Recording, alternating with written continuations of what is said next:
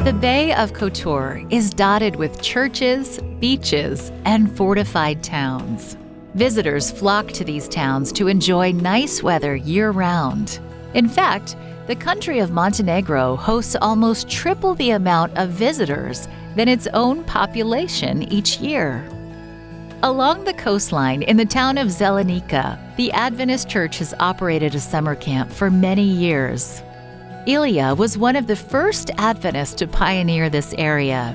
He remembers the challenges of the early days. The work was organized here. It started somewhere in the 40s of the last century. The work was met with great resistance by the communist government, which then, immediately after the Second World War, operated in these areas. So the brothers and sisters who gathered in the houses had a lot of problems. They were forbidden to gather. When the laws loosened a bit and the people relaxed a bit, religious services were held in homes and had to be reported.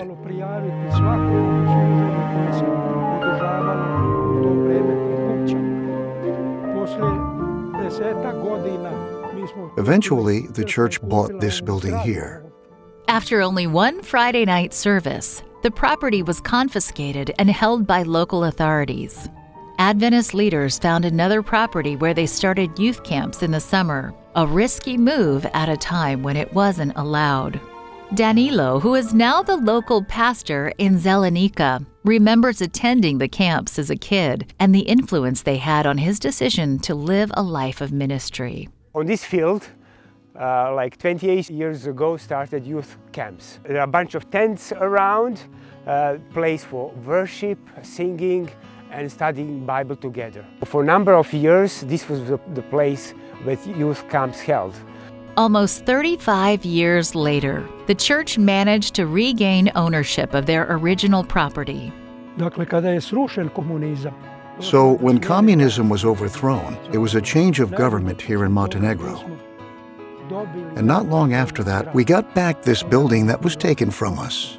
The existing building on the property has been a venue where youth and children's summer camps and mission camps have been organized for decades. This is where many youth have given their hearts to Jesus and been baptized in the nearby sea. But the building, being almost 90 years old, is rapidly deteriorating. It has been patched many times over the years, but has now reached a state beyond restoration. Considering updated health and safety standards, tearing down the existing building and creating a new structure is the best option. This quarter, a portion of your 13th Sabbath offering will help restore this property. As a people of vision, we are looking forward and we are praying for the new building which can serve not only in this area, but youth and adult all over our union and our division all year around. In addition to continuing youth camps, the new structure can be rented to outside groups to provide funds to make it self-sufficient. Adventists want to transform it into a center of influence where they can meet the needs of their community. Please pray for this project in Montenegro. Pray that these plans will touch the hearts of this community. Thank you for supporting 13 Sabbath offering projects like this.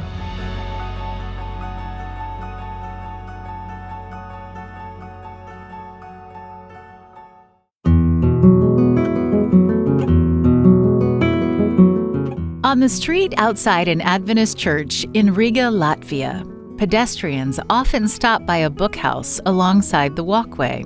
This small house contains a variety of free literature. Armands, who's once pastored this church and is now retired, makes sure that inventory stays stocked for local residents to enjoy. About a third of Latvia's population lives here in the capital city. The historical center is a UNESCO World Heritage Site, noted for its architecture. In Riga, Adventists aren't afraid to try creative approaches to ministry, such as their bookhouse. Valdis is a church member who uses his health food store as a place of connection with his community. Our goal for Dabas Stacija, that's the name of our business, it's like nature station, is to be a bridge between the street and the church. It's very hard now in this secular country to go on the street and invite people to some events, to church or some concerts. But if you have connection with customers and they little trust you, then they listen more and they see that just because you are from church, you want them to bring in the church. They see that you wish them well, good health. Each year, this store participates in a large vegan festival held in Riga. I have seen how God used a shop to bring some people closer to church. In the last festival, for example, I told our business, our shop, together with Adventist Church, in this place, Adventist Church gives place, and we organize this seminar. Would you be interested? Yes, I would be interested. And we got many contacts.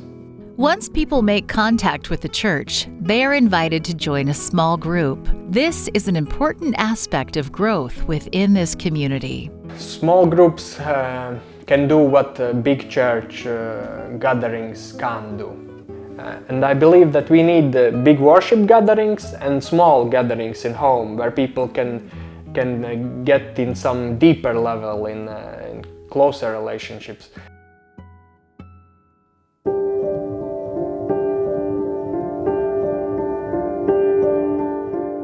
Zane's marriage was falling apart. She and her husband decided it was best to separate. Feeling overwhelmed, Zane looked online for a church in Riga and found the Adventist Church. The members encouraged her to join a small group. The first time she attended, she sat at a table between total strangers, but felt so accepted and loved that after some time she shared her problems with them, and they lovingly offered to pray for her. Over time, she started to understand her husband better and recognized good qualities in him. This group helped her on her journey to forgiveness. After much prayer and Bible study, Zane was baptized. Now her family is back together and they are grateful to the small group that prayed for them. Thanks to the Adventist Church's presence in various forms, others have found community and healing through these small groups. This quarter, a portion of your 13th Sabbath offering will create a new urban center of influence to work together with the health food store in Riga. And I envision that if, for example, we would have some place where we could combine maybe small shop, some small cafe, small place with books and sofa, very good atmosphere, also with some advertisements of our seminars and health events. It would be much easier to get people to these events. Please pray for this Urban Center of Influence project in Latvia. Thank you for supporting this special offering.